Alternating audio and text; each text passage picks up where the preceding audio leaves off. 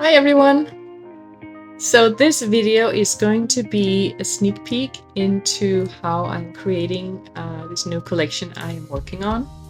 I am creating it in the app called Infinite Painter.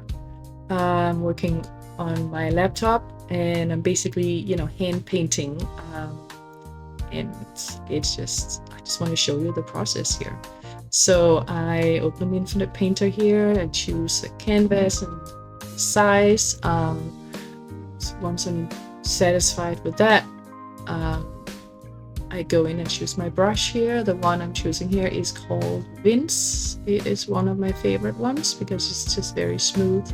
And here choose a nice blue color, the size of the brush, and I just, get into it. Like start painting some kind of shape here. I'm just not really planning much what I'm doing. I'm just painting along. I am creating this gradation of color, this blue color. I love working with blue. Blue is just very soothing color and it's one of my favorite color, probably my favorite color basically. And mixing it with a little bit of green, teal green color here because that's a very nice color too, and it's starting to look a little bit like water, I think. So I'm not really trying to make it look like it, but it's just how it's turning out. And I don't know if you guys are familiar with Infinite Painter at all, but I feel like it's the some of the brushes in this app are simulating how oil paint makes really well. It's just so satisfying to work with because as you can see, it kind of blends the colors together like real oil paint would. Some other apps I've worked with don't have that same the same kind of brushes that can do that, and then you have to go in and get a blending tool, and it's just not quite the same effect. I really like the way this one does that.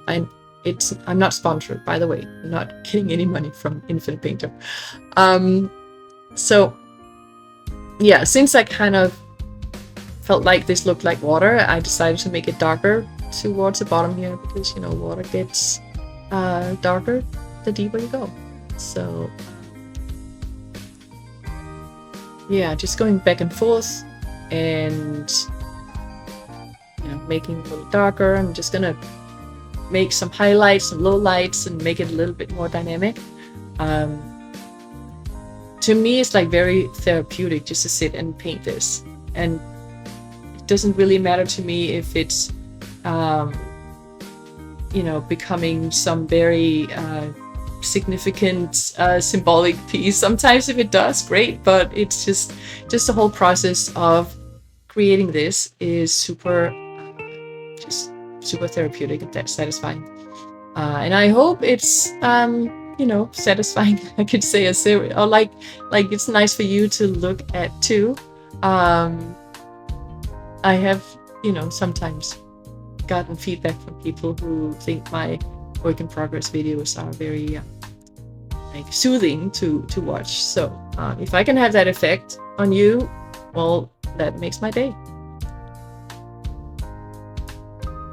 So yeah, I just keep working at it, going back and forth. Sometimes I'm correcting myself a little bit, painting on top, making it darker, making it lighter, doing different shades.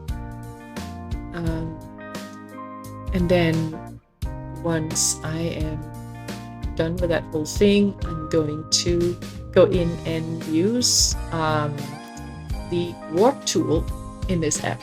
So the warp tool is really fun to play with for me. It's just, I've been experimenting with it for a couple months now, and it's just a lot of fun to you'll see when we get to that, but it's like bending it into different shapes and so on, and yeah, lots of fun.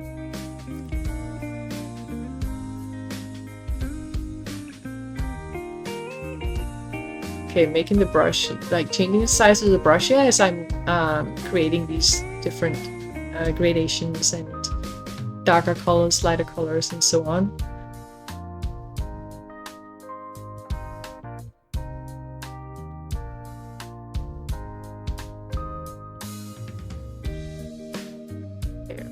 another darker one. A little bit of a wave. I think I'm going to regret this one to look exactly like this. Good thing is here I can just, you know, go back. Oh, there we go. And try again. Yeah, this is better.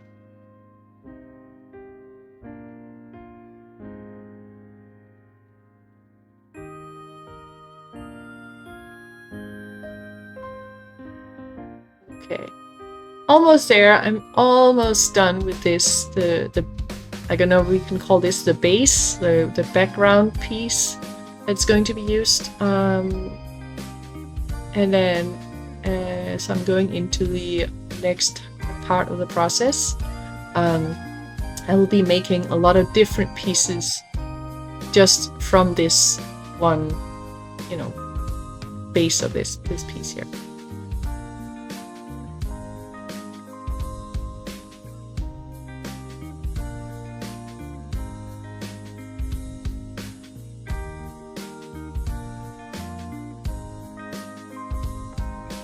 All right, I'm getting there. So I'm going to create two duplicate layers. Here we go on this one. So you duplicate this one and duplicate again. And then I'm going to make the bottom layer invisible and only work with the two top layers. The one I am working with directly is the top one. The bottom one stays like it is. And then with the warp tool, I'm just basically going to bend that top layer around to different shapes until I'm happy with how it turns out. And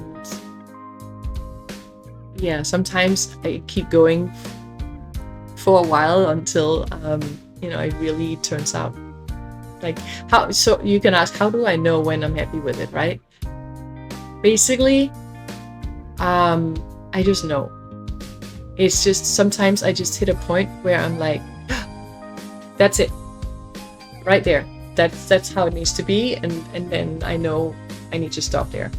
I don't know if it's because it just touches something in me at that moment, and I just like my heart skips a beat, and I'm like, okay. So yeah, I guess that's the magic of that. I don't do any, I don't know, technical analysis of it or anything. It's completely pure intuition on how it's supposed to be. Sometimes I have to make it a little bit smaller, as I just did here, because then I can better move around those little anchor points, the little white dots you can see there. So I can bend it into the shape I really want. So I'm getting closer to what I really want here. This is nice. Almost there. And once I am done, I'm satisfied with it, I'm going to click on that top layer. Well, it's already clicked on, but I'm going to click on it and then merge it into the one below. So the background and the top layer, they get merged together in one. That was done here, and then I go to the very bottom layer, make two duplicates of that one, and then make the bottom one invisible again, and I then work with the two top ones as I did to begin with. So I just basically keep going this way to create different shapes that I, you know, happy with that, and then I go, okay, good. Sometimes it only takes a minute or so to do one, and other times it might take me 10.